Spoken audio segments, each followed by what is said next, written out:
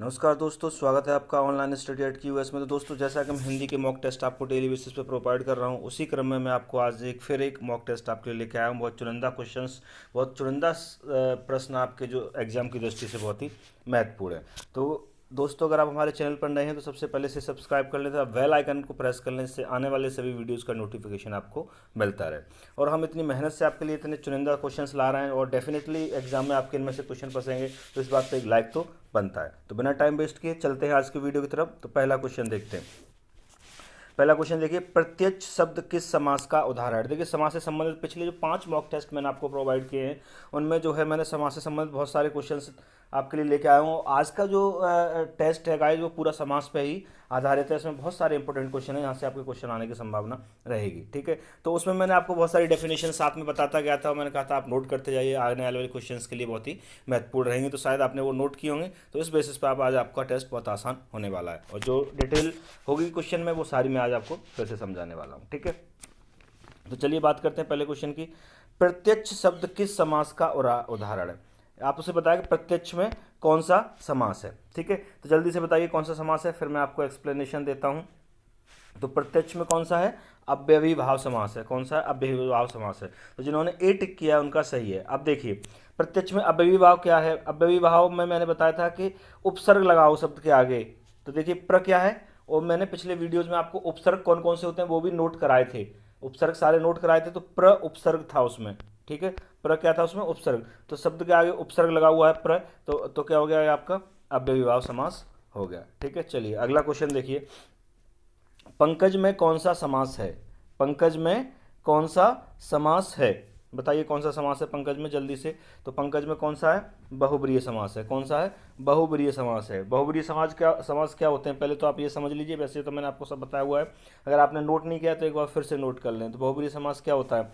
बहुब्रीहि समास क्या है, जिसमें पर्यायवाची शब्द हो, वन वर्ड सब्स्टिट्यूशन, यानी एक वाक्य के लिए एक शब्द हो या भगवान के नाम हो। ठीक है, पर्यायवाची शब्द, भगवान के नाम, या एक एक वाक्य के लिए एक शब्द, ये सब हो तो क्या होगा, उसमें बहुब्रीहि समास हो जाता है। अब पंकज क्या है, पंकज जो है कमल का पर्यायवाची है। पंकज क्या है, कमल का पर्यायवाची है। तो इसमें पर्यायवाची शब्द आ रहा है, तो ये क्या हो जाएगा, बहुब्रीहि समास हो जाएगा। ठीक है, चलिए आगे बढ़िए। अगला क्वेश्चन देखिए। अगला क्वेश्चन है, किस समास में पहला पद प्रधान होता है। ये तो आसान है, किस समास में पहला पद प्रधान होता है, अव्ययी भाव में। ये तो मैंने बताया था पिछले में कि अव्ययी भाव में प्रथम पद जो है आपका प्रधान होता है। ठीक है, चलिए आगे बढ़िए। अगला क्वेश्चन देखिए, धर्माधर्म में समास बताइए। धर्माधर्म, धर्माधर्म में कौन सा समास है। ठीक है, जल्दी से बताइए। तो जिन्होंने द्वंद्व टिक किया उनका सही है, आंसर ए। अब कैसे, धर्माधर्म यानी धर्म प्लस अधर्म, क्या हो जाएगा, धर्म प्लस अधर्म। धर्माधर्म को हम संधि विच्छेद करेंगे, धर्म प्लस अधर्म। धर्म एक अपने आप में एक शब्द है, अधर्म अपने आप में एक शब्द है, दोनों का अलग अलग महत्व है।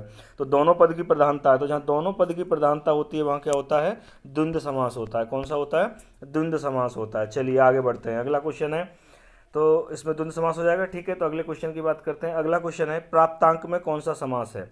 प्राप्तांक में कौन सा समास है, बताइए जल्दी से। पहले तो टिक करिए, 4 ऑप्शन दिए हुए हैं, अव्ययीभाव, द्विग, द्वंद्व और तत्पुरुष। तो प्राप्तांक में कौन सा है, तत्पुरुष। जिन्होंने तत्पुरुष टिक किया है उनका ये सही है। अब कैसे सही है, देखिए प्राप्तांक, इसको कैसे क्या कैसे समझेंगे, प्राप्त हुए अंक, जो अंक प्राप्त हुए हैं उसको भी प्राप्तांक कहेंगे, प्राप्त हुए अंक। ठीक है, तो अब देखिए, प्राप्त हुए अंक, प्राप्त क्या हो रहा है, अंक। तो प्रधान क्या है, अंक हैं जो मिले हैं। ठीक है, तो प्रधान क्या है, अंक हैं। तो जो जिसमें उत्तर पद प्रधान होता है, तो तत्पुरुष में क्या होता है, उत्तर पद प्रधान होता है, तो अंक प्रधान हो गया। दूसरा, दोनों पदों के बीच में जो है कारक चिन्ह आते हैं। तो हुए क्या है, कारक है। हुए क्या है, कारक चिन्ह है। ठीक है, तो इसमें उत्तर पद प्रधान है और कारक चिन्ह है, तो कौन सा हो जाएगा, तत्पुरुष समास आपका हो जाएगा। ठीक है, चलिए आगे बढ़ते हैं। अगला क्वेश्चन है, त्रिफला शब्द का समास बताइए। त्रिफला शब्द का समास बताइए। त्रिफला, त्रि मतलब तीन, त्रि का मतलब क्या हो गया, तीन। तो यहीं से आप अंदाजा लगा लीजिए, जल्दी से बताइए कौन सा द्विगु समास है। त्रि का मतलब है तीन, तीन, और जहां जो है संख्यावाचक शब्द आ जाता है, यानी प्रथम पद संख्यावाची हो, जिसमें प्रथम पद संख्यावाची हो वहां द्विगु समास होता है। त्रि मतलब तीन, तो तीन क्या है, संख्या को निर्धारित कर रहा है, तो ये संख्यावाची हो गया प्रथम पद, तो कौन सा हो जाएगा, द्विगु समास हो जाएगा। ठीक है, चलिए आगे बढ़ते हैं। अगला क्वेश्चन देखिए। निर्धन में कौन सा समास है? निर्धन में कौन सा समास है? जल्दी से बताइए कौन सा समास है, फिर आगे मैं उसका एक्सप्लेनेशन देता हूँ। तो कौन सा है? बहुब्रीहि समास है। कौन सा है? बहुब्रीहि समास है। निर्धन किसे कहेंगे? निर्धन जिसके पास नहीं है धन। क्या बोलेंगे? जिसके पास नहीं है धन। तो हम ये कह सकते हैं कि जिसके पास धन नहीं है उसे निर्धन कह रहे हैं। तो पूरे एक वाक्य के लिए एक शब्द यूज किया गया है। क्या किया गया है? एक वाक्य के लिए एक शब्द यूज किया गया। और मैंने बताया था वाक्य के लिए एक शब्द यूज हो रहा हो या आपके भगवान के नाम आ रहे हो या पर्यायवाची आ रहा हो तो वहाँ क्या होता है? आपका बहुब्रीहि समास होता है। तो निर्धन में कौन सा हो जाएगा? बहुब्रीहि समास हो जाएगा। ठीक है, चलिए आगे बढ़ते हैं। अगला क्वेश्चन देखिए, महात्मा में समास बताइए। महात्मा में समास बताइए। तो महात्मा में पहले जल्दी से बताइए, फिर उसका मैं एक्सप्लेनेशन देता हूँ। कौन सा समास है महात्मा में? कर्मधारय समास है। कौन सा? कर्मधारय समास है। अब कर्मधारय समास क्या होता है? कर्मधारय समास हुआ जिसमें उत्तर पद प्रधान हो और दोनों पदों में विशेषण व विशेष्य का संबंध हो। पहले तो आप लिख लीजिए, फिर मैं समझाता हूँ। जिसमें उत्तर पद, उत्तर का मतलब होता है दूसरा पद, उत्तर पद समान प्रधान हो और दोनों पदों में विशेषण व विशेष्य का संबंध हो। ठीक है, अब देखिए महान, महात्मा क्या कहेंगे? महान और आत्मा, ऐसी संविच्छेद होगा इसका, महान और आत्मा। तो आत्मा ही तो मैन है यहाँ पर, उत्तर पद प्रधान हो गया। ये महान तो इसकी विशेषता बता रहा है, तो ये अब ये महान इसकी विशेषता बता रहा है, तो ये विशेषण हो गया, विशेष हो गया। तो दोनों पदों में विशेषण और विशेष का संबंध हो गया और उत्तर पद आपका प्रधान हो गया। तो ये क्या हो जाएगा? आपका कर्मधारय समास हो जाएगा। ठीक है, चलिए आगे बढ़ते हैं। अगला क्वेश्चन देखिए, 9वां, इनमें से किस शब्द में कर्मधारय समास नहीं है? इनमें से किस शब्द में कर्मधारय समास नहीं है? 4 शब्द दिए, भारतवासी, परमेश्वर, महाजन और पीताम्बर। किस में कर्मधारय समास नहीं है ये आपको बताना है। ठीक है, जल्दी से टिक करिए। भारतवासी में आपका कर्मधारय समास नहीं है। ठीक है, बाकी सब में है। पहले मैं वो समझाता हूँ भारतवासी में क्यों नहीं है, फिर वो भी समझाता हूँ। ठीक है, देखिए परमेश्वर, परम ईश्वर, परमेश्वर क्या होगा? परम है ईश्वर। तो ईश्वर की विशेषता बता रहा है परम, तो ये क्या उत्तर पद प्रधान हो गया और जो है विशेषण विशेष का संबंध हो गया दोनों शब्दों में। ठीक है, महाजन, महान जन, जन की विशेषता बता रहा है महान और जन जो है आपका उत्तर पद प्रधान हो गया। पीताम्बर, पीता पीला, अंबर पीला वस्त्र, तो वस्त्र प्रधान हो गया और पीला उसकी विशेषता बता रहा है। तो तीनों में क्या है? कर्मधारय समास हो गया। भारतवासी में कर्मधारय समास आपका नहीं है। ठीक है, भारतवासी को क्या कहेंगे? भारत के वासी, तो जिन्हों में कारक चिन्ह आ जाता है बीच में वहां क्या हो जाता है? तत्पुरुष समास हो जाता है। तो भारतवासी में क्या हो जाएगा? तत्पुरुष समास आपका हो जाएगा। चलिए आगे बढ़ते हैं। अगला क्वेश्चन देखिए, इस समास में पहला पद संख्यावाचक होता है। किस समास में पहला पद संख्यावाचक होता है? वो तो आसान है, बहुत आसान सा क्वेश्चन है। अभी मैंने बताया था जिसका प्रथम पद संख्यावाचक हो उसे क्या कहते हैं? द्वंद्व समास कहते हैं। क्या कहते हैं? द्वंद्व समास कहते हैं। चलिए आगे बढ़िए। अगला क्वेश्चन है, सूर्योदय में प्रयुक्त समास बताइए। सूर्योदय में कौन सा समास है ये आपको बताना है। जल्दी से बताइए कौन सा समास है सूर्योदय में। ठीक है, तो कौन सा है? तत्पुरुष समास है। कौन सा है? तत्पुरुष समास है। सूर्योदय क्या बोले? सूर्य का उदय, सूर्य का उदय। तो दोनों शब्दों के बीच में क्या आ गया? कारक चिन्ह आ गया, तो तत्पुरुष समास हो जाएगा सीधा सीधा। ठीक है, आगे युधिष्ठिर में समास बताइए। युधिष्ठिर में समास बताइए, क्या होगा? जल्दी से बताइए कौन सा समास होगा, फिर मैं एक्सप्लेनेशन देता हूं। तो युधिष्ठिर में कौन सा होगा? बहुब्रीहि समास होगा। कौन सा? बहुब्रीहि। बहुब्रीहि क्यों होगा? युधिष्ठिर, युधिष्ठिर युद्ध में स्थिर रहने वाले को युधिष्ठिर कहते हैं। तो युद्ध में स्थिर रहने वाले को युधिष्ठिर कहते हैं। तो पूरे एक वाक्य के लिए एक शब्द यूज हो रहा है और यही मैंने बहुब्रीहि में आपको बताया था, वाक्य के लिए एक शब्द। ठीक है, पर्यायवाची या भगवान के नाम इत्यादि आ रहे हो तो वो कौन सा हो जाता है? आपका बहुब्रीहि समास हो जाता है। ठीक है, चलिए आगे बढ़ते हैं। अगला क्वेश्चन देखिए, इनमें से किस शब्द में द्वंद्व समास नहीं है? इनमें से किस शब्द में द्वंद्व समास नहीं है? जल्दी से बताइए कौन सा? तो बंधन मुक्त में आपका द्वंद्व समास नहीं है। किसमें नहीं है? बंधन मुक्त में द्वंद्व समास नहीं है। द्वंद्व समास होता क्या है? देखिए द्वंद्व समास में क्या है? दोनों पद प्रधान होते हैं। क्या होता है? दोनों पद प्रधान होते हैं। न्यूनाधिक, न्यून और अधिक, कम और ज़्यादा, दोनों पद प्रधान है। कम कम है तो कम है, ज़्यादा ज़्यादा है, दोनों पदों की प्रधानता है। राजा रंक, राजा अलग है, रंक अलग है, दोनों पद प्रधान है। गंगा जमुना, गंगा अलग है, जमुना अलग है, दोनों पद प्रधान है। ठीक है, तो इन सब में क्या है? द्वंद्व समास है। लेकिन बंधन मुक्त में द्वंद्व समास नहीं, क्योंकि बंधन मुक्त को हम संधि विच्छेद करेंगे तो क्या होगा? बंधन से मुक्त। बंधन मुक्त को क्या बोलेंगे? बंधन से मुक्त। और अगर इनमें कारक चिन्ह आ गया इसके बीच में तो बंधन मुक्त में क्या हो जाएगा? इसमें तत्पुरुष समास हो जाएगा। कौन सा हो जाएगा? तत्पुरुष समास हो जाएगा। ठीक है, चलिए आगे बढ़िए। आगे देखिए, सडानन में समास बताइए। सडानन में समास कौन सा होगा? सडानन। ठीक है, जल्दी से बताइए कौन सा होगा? तो हम अगर सडानन की बात कर रहे हैं तो षडानन किसे कहेंगे, ठीक है, पहले तो बात ये षडानन कहेंगे किसे, बहुब्रीहि समास इसमें होगा। षडानन कहते हैं षड, षड मतलब छः, छः है आनंद जिसके, तो छः है आनंद जिसके, उसको षडानन कह रहा है। तो एक वाक्य के लिए एक शब्द आ रहा है, इसलिए इसको हमने बहुब्रीहि कह दिया है, ठीक है। चलिए आगे बात करते हैं। अगला क्वेश्चन है सुख दुख में कौन सा समास है, सुख दुख में कौन सा समास है, तो कौन सा होगा, बहुत आसान सा है, द्वंद्व समास होगा कि सुख और दुख दोनों अलग अलग हैं, दोनों पदों की प्रधानता है, और जहाँ दोनों पदों की प्रधानता होती है वहाँ क्या हो जाता है, आपका द्वंद्व समास हो जाता है, ठीक है। चलिए आगे बढ़ते हैं। अगला क्वेश्चन देखिए, किस समास में दोनों पद मिलकर एक नया अर्थ प्रकट करते हैं, किस समास में दोनों पद मिलकर एक नया अर्थ प्रकट करते हैं, तो ये तो बहुत सिंपल सा है, किसमें, बहुब्रीहि में ऐसा होता है, बहुब्रीहि में दोनों पद मिलकर एक नया अर्थ प्रकट कर देते हैं। चलिए आगे बढ़ते हैं। अगला क्वेश्चन देखिए, नरसिंह में समास बताइए, नरसिंह में कौन सा समास है, नरसिंह में कौन सा समास है, कौन सा होगा, कर्मधारय होगा, बहुत सिंपल सा है, ठीक है, कौन सा होगा, कर्मधारय समास होगा, आसान सा है। तो नरसिंह, सिंह तो इसमें उत्तर पद प्रधान हो गया, और सिंह कैसा, नर के जैसा, तो नर इसकी विशेषता बता रहा है, उत्तर पद प्रधान हो और विशेषण विशेष का संबंध हो दोनों पदों में, तो वो कर्मधारय समास हो जाता है। तो इसमें कौन सा हो जाएगा, कर्मधारय समास हो जाएगा आपका। अगला देखिए, इकलौता, इकलौता शब्द में समास बताइए, इकलौता शब्द में समास बताइए, कौन सा हो जाएगा, इकलौता, जिसमें प्रथम पद संख्यावाचक हो, ये एक शब्द, एक संख्या, संख्या को बता रहा है, तो पहला पद इसमें तो द्विगु समास हो जाएगा इसमें, ठीक है। चलिए अगला देखिए, पथभ्रष्ट में कौन सा समास है, पथभ्रष्ट, पथभ्रष्ट में कौन सा समास है, जल्दी से बताइए आप, बहुत आसान सा क्वेश्चन है ये। पथभ्रष्ट में कौन सा समास है, आप बताइए, तत्पुरुष समास है, कौन सा है, तत्पुरुष समास है। पथभ्रष्ट, पथ से भ्रष्ट, पथभ्रष्ट का मतलब क्या है, पथ से भ्रष्ट, तो क्या हो गया, भ्रष्ट होना, तो उत्तर पद प्रधान हो गया, और दोनों के बीच में संबंधवाचक यानी कारक चिन्ह आ रहा है, पथ से क्या है, कारक चिन्ह आ रहा है, तो क्या हो जाएगा, तत्पुरुष समास हो जाएगा, ठीक है। आगे बढ़िए, देश सेवा में समास बताइए, किसमें, देश सेवा में समास बताइए, ठीक है। देश सेवा में कौन सा समास होगा बताइए, आसान सा है, देश की सेवा, इसमें भी कारक चिन्ह आ रहा है, तो ये भी क्या हो जाएगा आपका, तत्पुरुष समास हो जाएगा, क्या हो जाएगा, तत्पुरुष समास हो जाएगा। चलिए आगे बढ़ते हैं। कुल श्रेष्ठ में 21वां क्वेश्चन, कुल श्रेष्ठ में कौन सा समास है, तो कुल श्रेष्ठ को हम कैसे लिखेंगे, कुलों में श्रेष्ठ, कुल श्रेष्ठ क्या है, कुलों में श्रेष्ठ, तो इसके बीच में क्या है, कारक चिन्ह आ रहा है, मैं क्या आ रहा है, कारक चिन्ह आ रहा है, तो ये भी क्या हो जाएगा आपका, तत्पुरुष समास हो जाएगा, ठीक है। चलिए आगे बढ़ते हैं।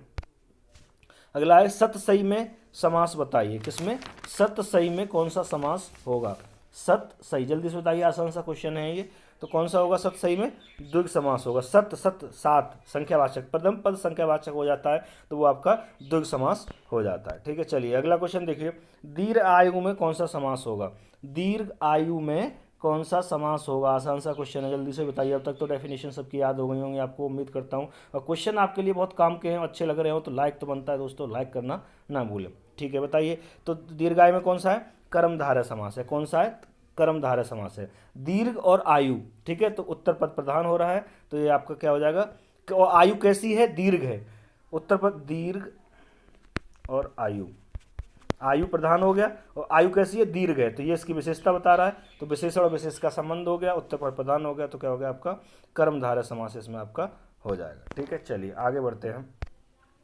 अगला क्वेश्चन है, पंचानन में समास बताइए, पंचानन में समास बताइए, तो पंचानन में कौन सा समास होगा, ये तो आसान सा, जल्दी से बताइए, कौन सा होगा, बहुब्रीहि होगा। पंचानन किसे कहते हैं, शिव जी को कहते हैं, तो भगवान जी का नाम आ गया, बहुब्रीहि समास हो गया, पर्यायवाची समझ लो, चाहे कैसे भी समझ लो, ठीक है। अगला क्वेश्चन देखिए, त्रिनेत्र में समास बताइए, त्रिनेत्र में कौन सा समास होगा, ये आपको बताना है, तो बहुत आसान सा क्वेश्चन है ये, तो आप बता सकते हो, बताइए त्रिनेत्र में कौन सा होगा, जल्दी से, हाँ बिल्कुल सही है, तो 25 का कौन सा हो जाएगा, सी, बहुब्रीहि।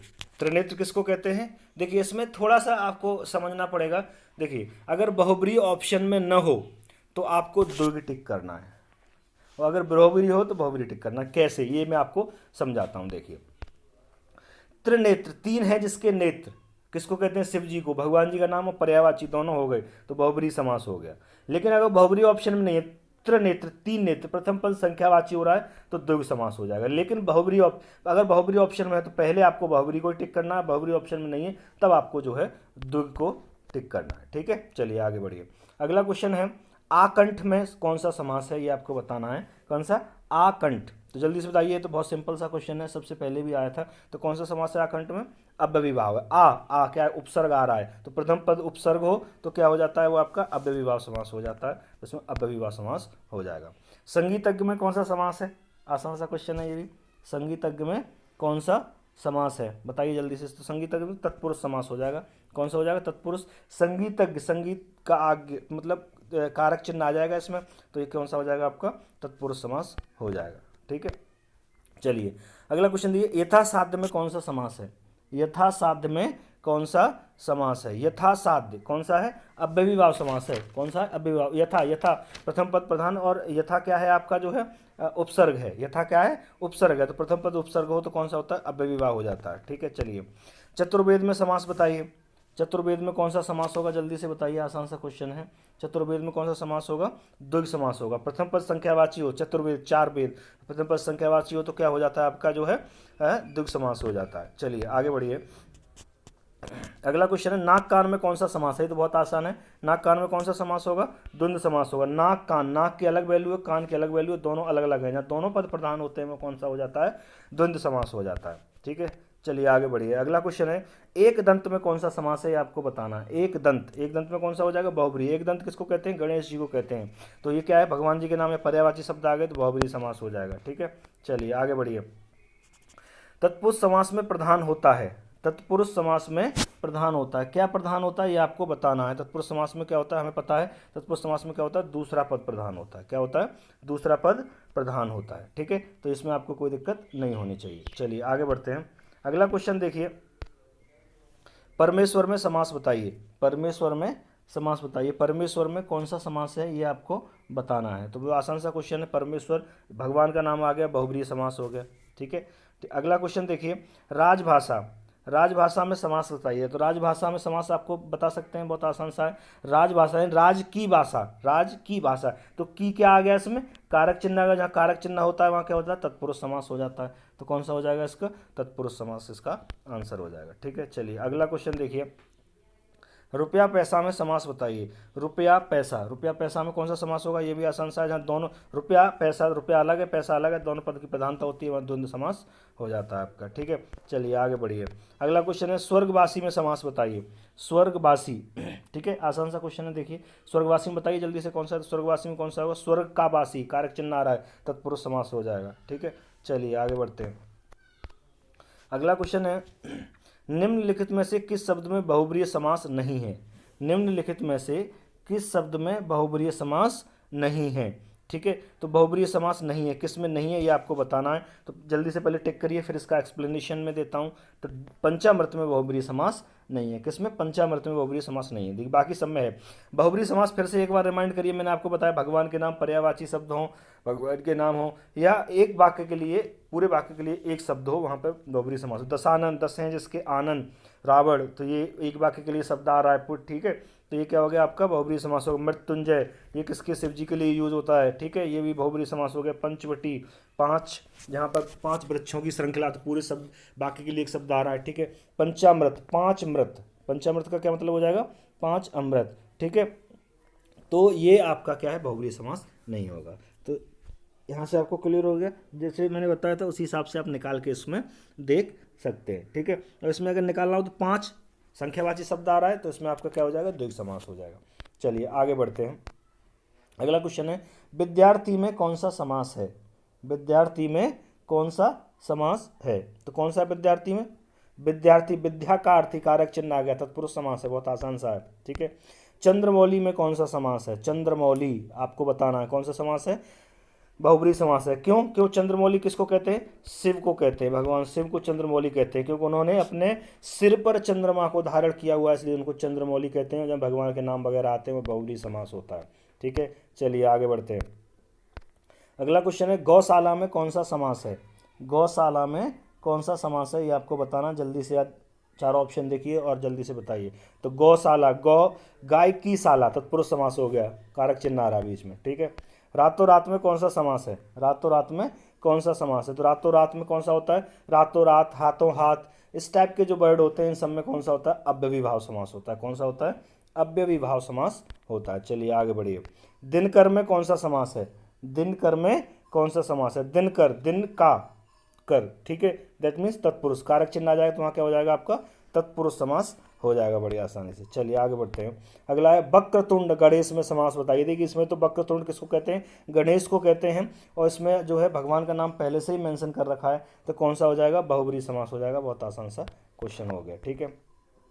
चलिए अगला क्वेश्चन है सिंहवाहिनी दुर्गा में कौन सा समास है, सिंहवाहिनी दुर्गा में कौन सा समास है ये आपको बताना है। तो सिंहवाहिनी दुर्गा बताइए जल्दी से कौन सा होगा, बहुब्रीहि होगा, क्योंकि यहाँ भी भगवान का नाम दुर्गा देवी, देवी देवता भगवान के नाम ये सब क्या है, बहुब्रीहि समास में आते हैं। चलिए आगे देखिए शरणागत में कौन सा समास है, 45वां क्वेश्चन, शरणागत, शरणागत में कौन सा समास है, जल्दी से बताइए कौन सा समास है। तो शरणागत, शरण में आगत, जो शरण में आया हुआ है, कारक चिन्ह आ रहा है तो कौन सा हो जाएगा, तत्पुरुष समास हो जाएगा, ठीक है। चलिए जिस समास का पूर्व खंड प्रधान हो वो क्या कहलाता है, जिस समास का पूर्व खंड प्रधान हो वो क्या कहलाता है, अव्ययविभाव कहलाता है। मैंने बताया अव्ययविभाव में पूर्व खंड यानी पहला पद, पूर्व खंड मतलब पहला पद प्रधान हो जाता है, ठीक है। अगला क्वेश्चन देखिए बहुत आसान सा क्वेश्चन है, जिस समास के दोनों पद प्रधान हो उसको क्या कहते हैं हम, द्वंद्व समास कहते हैं। दोनों पद प्रधान होते हैं वहां पर क्या है, द्वंद्व समास होता है, आसान सा है। नील लोहित में किस प्रकार का समास है, अगला क्वेश्चन है नील लोहित में किस प्रकार का समास है। तो नील का लोहित मतलब आपका कौन सा हो जाएगा, कर्मधारय समास। नील लोहित यानी लोहित की विशेषता बता रहा है नील, तो विशेष और विशेष का संबंध हो गया और उत्तर पर प्रधान हो गया, तो आपका क्या हो जाएगा, कर्मधारय समास आपका इसमें हो जाएगा, ठीक है। अगला क्वेश्चन है निर्भय शब्द में कौन सा समास है, निर्भय शब्द में कौन सा समास है, जल्दी से बताइए। अब तो आसान सा क्वेश्चन है, अब तो हो जाने चाहिए। तो निर्भय में कौन सा, अव्ययविभाव, निर् क्या है, उपसर्ग लगा हुआ है तो अव्ययविभाव समास हो जाएगा, ठीक है। हाथों हाथ में कौन सा, अभी मैंने ऊपर बताया था जैसे रातों रात आया था, हाथों हाथ आया, तो इन सब में क्या होता है आपका जो है अव्ययविभाव समास होता है, तो इसका अव्ययविभाव समास इसका सही आंसर हो जाएगा। देश निकाला शब्द में प्रयुक्त शब्द समास बताइए। तो देश निकाला में कौन सा समास होगा, तत्पुरुष समास होगा, आसान सा है, ठीक है। कौन सा होगा, तत्पुरुष। देश से निकाला तो कारक चिन्ह बीच में आ रहा है, तत्पुरुष हो जाएगा। धर्माधर्म, धर्म और अधर्म दोनों पद की प्रधानता है, तो कौन सा हो जाएगा आपका, द्वंद्व समास हो जाएगा। आई थिंक ये क्वेश्चन रिपीट हो गया है ऊपर। नेक्स्ट क्वेश्चन देखिए राधा कृष्ण में कौन सा समास है, राधा कृष्ण, दोनों राधा अलग हैं, कृष्ण ठीक है, दोनों पद अलग अलग हैं, दोनों की अलग अलग विशेषता है, ठीक है।